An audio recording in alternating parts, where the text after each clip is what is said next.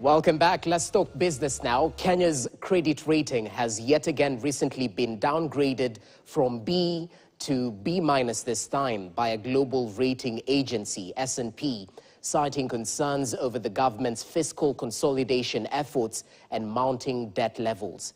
This comes barely a month after Moody's and Fitch, global rating agencies, downgraded Kenya's debt rating. KTN's Esther Dana explains what exactly this means for Kenya.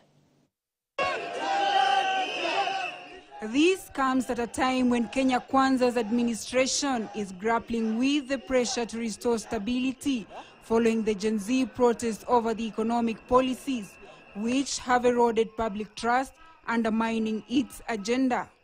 3 downward ratings may sure sound like a blow to President Ruto's administration. However, a downgrade on Kenya's sovereign rating does not mean Kenya cannot borrow from international financial market. Despite being rated a high-risk profile, the fiscal outlook remains stable, meaning there is no immediate risk on default, hardly affecting existing loans. Additionally, the rating means that Kenya's capacity to borrow, both domestically and globally, will severely be constrained, forcing it to choose between servicing debt, funding public services, and financing job-creating projects, which is a risky balancing act that may further taint Ruto's relationship with Kenya's restless youth.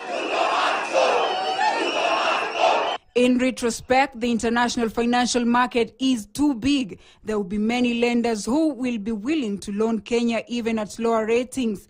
These ratings do not have a direct impact on the economy. However, economists have said this rating has much to do with the projected revenue losses from the rejected Finance Bill 2024, which was an outcome of the Gen Z protest that impacted the macroeconomic operating environment.